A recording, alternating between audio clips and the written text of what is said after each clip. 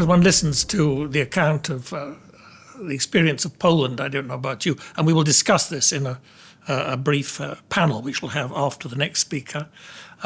One keeps on thinking about the comparisons. And this was true in Poland, but it was sort of half true in Yugoslavia, and so on and so on. Well, we'll come back to that. But the comparison with Lithuania, as I said, is fascinating. But the comparison with Poland is perhaps more similar to Yugoslavia, despite the deportations. Anyway, our next and indeed our last speaker this evening is Dr. Rasa Cepaitiene, who is an historian and who is going to talk about considering and confronting memories of the communist past. And I think that this will be both historical and comparative. And it might actually be quite a good basis for what we're then going to discuss in our half hour or so panel. Thank you. Over to you.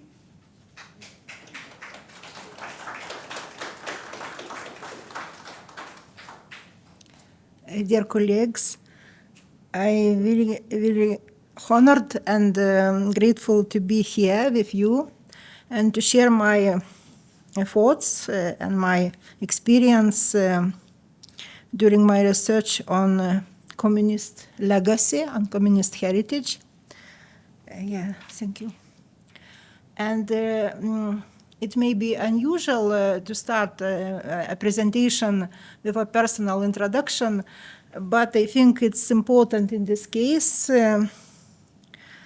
My interest in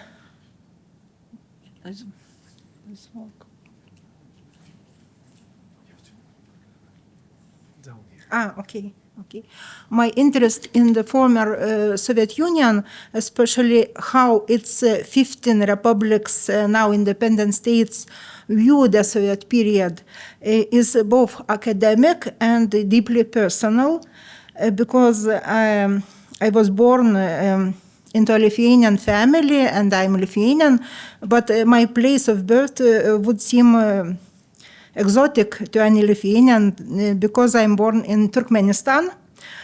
Because of my father, a Soviet officer who was serving in the communications unit near to the Iran border at the time. So I also lived on the island of Sakhalin, near to Japan in the Far East for a year. I was brought back to Lithuania when it was time to start school. So my childhood wasn't enough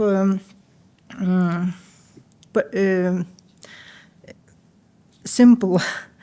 As an adult a cultural historian specializing in cultural heritage and collective memory research, my interest in post-Soviet countries has remained and expanded. It must be admitted, however, that this region is not particularly popular among my colleagues or tourists in Lithuania, so I did not have much competition in this field. My personal collection of visited post-Soviet countries now includes 11 of the 15 former Soviet republics, some of which I have visited more than once. While traveling, I noticed the attitudes towards the Soviet period differs greatly, ranging from sincere nostalgia to harsh rejection or even demonization. These differences, some of which are quite significant, inspired me to take a deeper look at this issue, and the result of this interest is my monograph, Post-Soviet Transition from the Collapse of the Soviet Union to the War in Ukraine.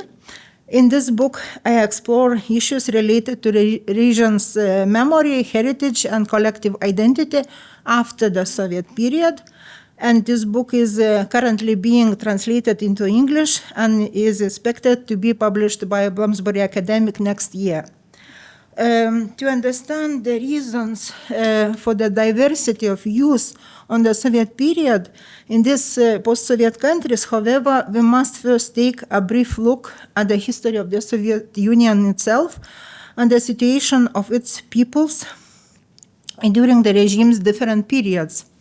The Soviet regime essentially evolved from Leninist and Stalinist totalitarianism to a milder form of authoritarianism under the Khrushchev's and Brezhnev's rule over time. The Soviet system was full of paradoxes. As you can see, it was based on imperial rule while denying it because the colonized nations had their own administrative systems and quasi-independent governing bodies, such as local communist parties, parliaments called Supreme Soviets, and even ministries, including the Ministry of Foreign Affairs. The regime repressed some peoples solely because of their ethnic group membership, while allowing others to develop and nurture their national culture, calling it Korenization. The regime also attempted to Sovietize the peoples by offering all citizens a unified identity, the Homo Sovieticus, but simultaneously tried to Russify them under the guise of its big brother status. An informal hierarchy existed among these nations as well. The Russians were at the top, followed by Slavic nations such as Ukrainians and Belarusians. Meanwhile, the Transcaucasus, which contributed greatly to the consolidation of the communist project, also Baltic republics, referred to during the Brezhnev's era as the showcase of socialism or the Little Soviet West, and the 5 Central Asia and the republics were often perceived regionally and in general terms, for instance, as Pribaltica for Baltic states, regardless of their local cultural characteristics. However, in addition to the Union republics, there were numerous nations and ethnic groups with or without some autonomous status. The processes of the creation of modern national culture, Sovietization and Russification, took place in all of them in parallel, but to different degrees and speeds, leading to different results. The Baltic states and Moldova, forming part of Romania, stands out in this context because they were incorporated into the Soviet Union during the Second World War. After being independent between the wars, except Moldova, of course. As a result, all these 3 Baltic nations faced accelerated Sovietization and sudden brutal repression. This repression was intended to erase all traces of their statehood and not Soviet national memory, and to break their will to resist.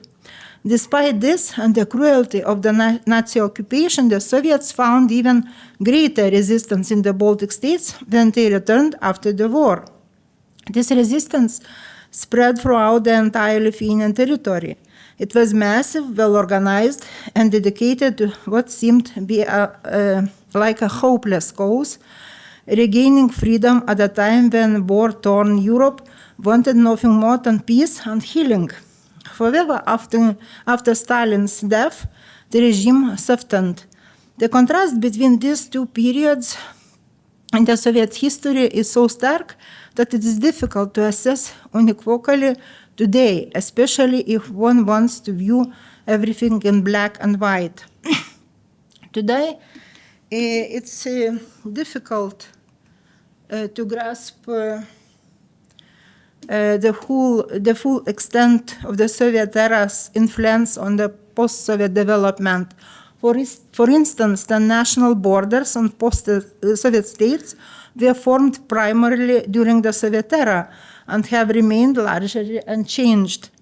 Where these borders were successfully or unsuccessfully challenged, we see ethnic-based administrative entities that had some form of autonomous status during the Soviet era, as in case on Transnistrian Republic of Moldova, or Ossetia, Abkhazia in Georgia, or Nagorno-Karabakh, Crimea also.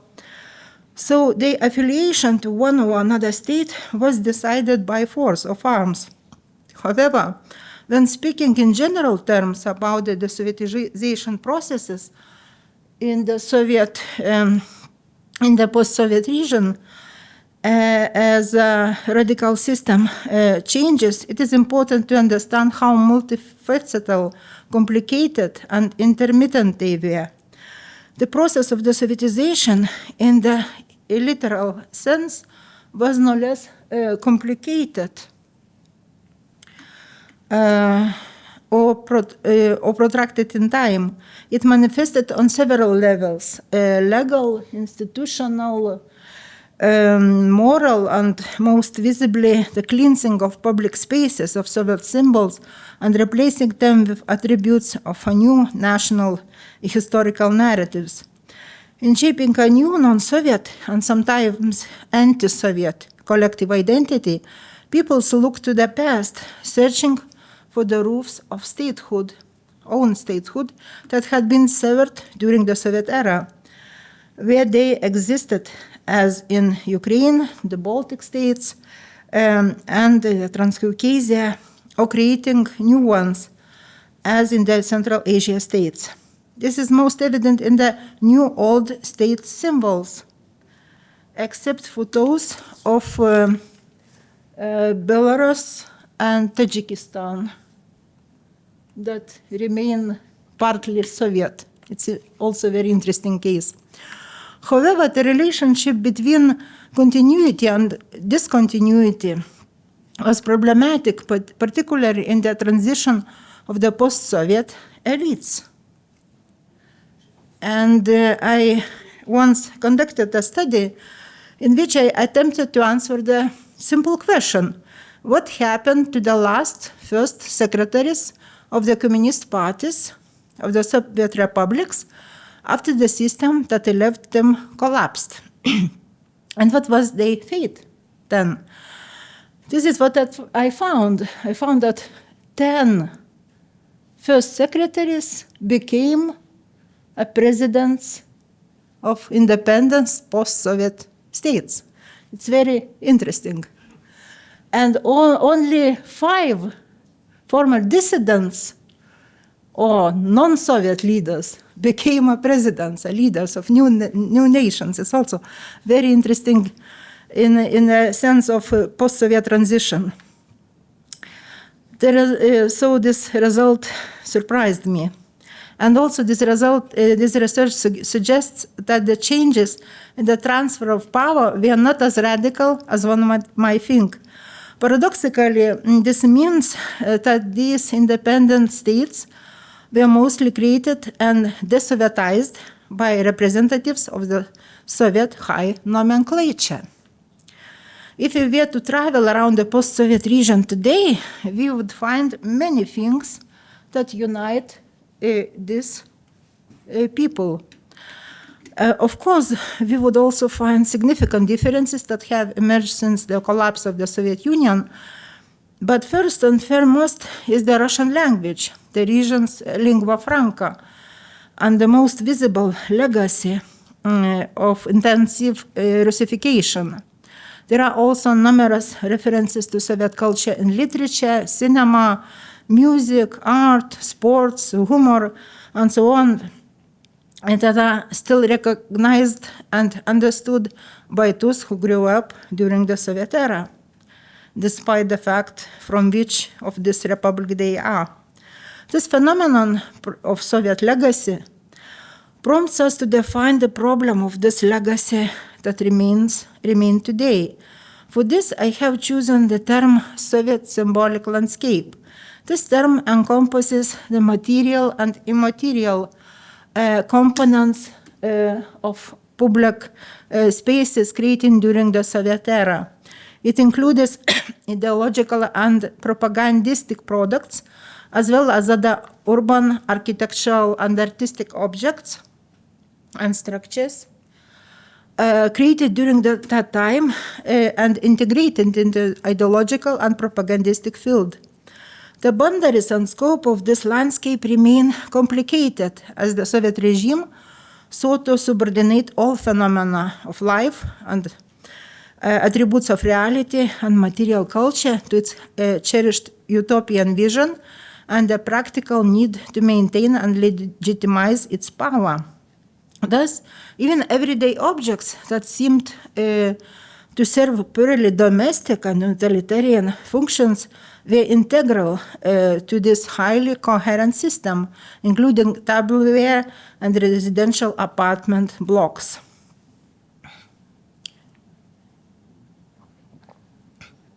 The longevity of the system must also be considered. The radical regime change that took place in the early 1990s meant not only a change in institution,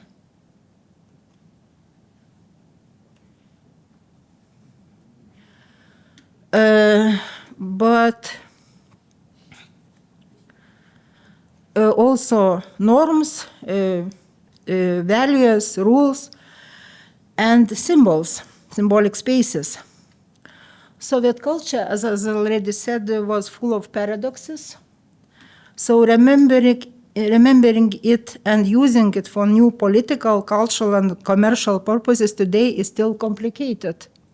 For example, Soviet culture was deliberately created as a hybrid form from the beginning, combining Soviet and national features. During Stalin's time, this concept was defined by the formula socialist content and national form. Consider the Motherland statues. Maybe you know that there are many such statues erected in different places of former Soviet Union, in Russia, in Armenia, in Georgia, in Ukraine, also in Lithuania, but not in the capital city. And in this case, it's very difficult to say, what is it? National, Mother Armenia, Mother Ukraine, Mother Georgia, or purely Soviet? Another example is the case of Green Bridge in Vilnius, rebuilt in 1952 in the style of socialist realism. Although the sculptures embody the ideal Soviet people, workers, peasants, builders of communism, students, and soldiers, they were created by the most famous Lithuanian sculptors of the time, with young Lithuanians posing for them. In 2009, when Vilnius became the European capital of culture, two artists hung a chain, and you can see this chain under the bridge to symbolize enslavement, imprisonment. There were already calls to remove the sculptures as examples of Soviet propaganda art. But in my opinion, by combining the sculptures on the top of the bridge and this chain, we can tell the story of Soviet system and what this system was about. What is the nature of totalitarianism? As an idea, as a vision, as a dream, and also as a symbol of violence and lie. However, due to the occupation of Crimea, the Vilnius city authorities decided to remove these statues. Defenders of the Green Bridge sculptures appealed to the fact that they were already on the list of cultural values, but this argument did not help. And these statues were removed in 2015. This brings us to another complicated question. What can we consider the legitimate legacy and heritage of the Soviet era? As you can see here, I tried to identify three aspects, main aspects of this, what I call Soviet heritage, official heritage, heritage of resistance, and Soviet repressions also included, and heritage of everyday life. And these issues are particularly evident in museums dedicated to the Soviet period, including those depicting repression or depicting the official aspects of Soviet life. It's very interesting and paradoxical because even Soviet official culture was also with all these hidden forms of resistance. For instance, through unofficial humor on everyday life, stupidities, absurdities, and so on. And in Lithuania, we have Grūtas Park, the private initiative, private museum in plein air in southern part of Lithuania. And it is one example of this complicated assessment of Soviet heritage.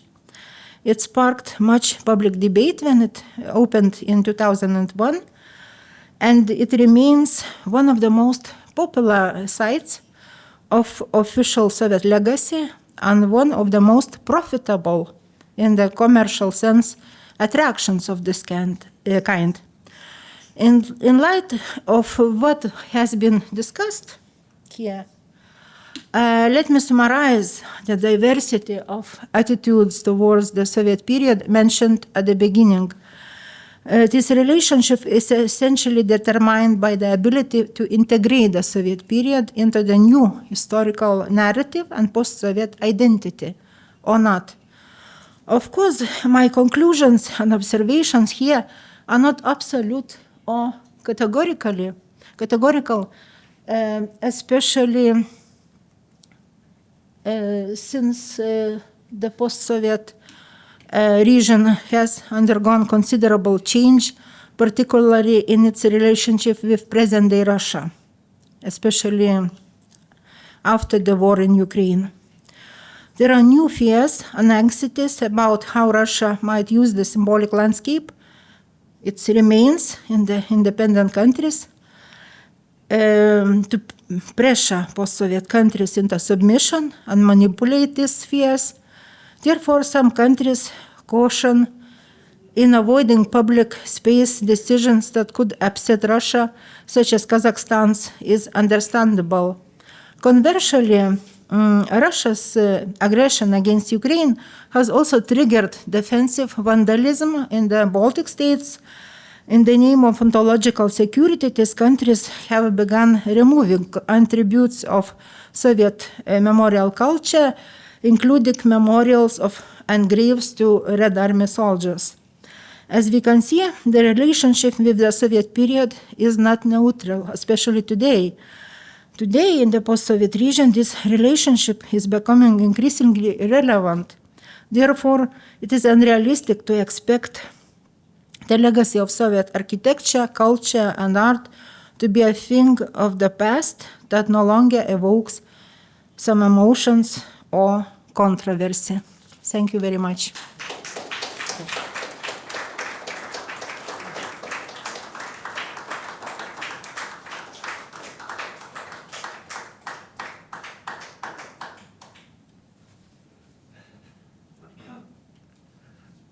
Well, thank you. That was a good way to end this part of the discussion. We're going to have our roundtable panel discussion shortly.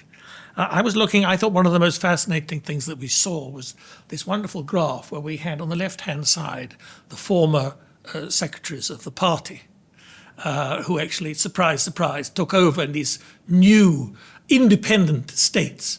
And there were 5 who, poor devils, were dissidents.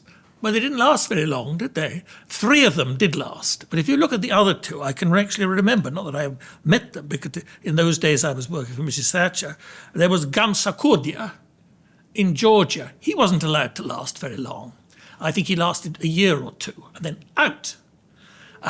And similarly, in Azerbaijan, there was this man, Elcha Bey, and he got on very well with Mrs. Thatcher. I mean, they had... they thought the same about everything. She was very keen on Elcha Bey.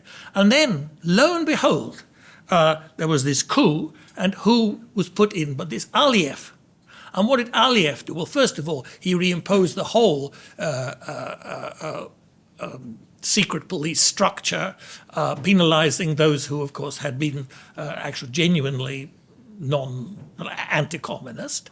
And, of course, then having, in the end, they last quite a long time, these people, having died, he decided to hand the place over to his son. And who is running one of these wealthiest countries? Aliyev. People, these are Soviet creations who are now become hereditary, just as in North Korea. I think that this tells us something about how communism works. But anyway, let's get on to our panel. Thank you very much.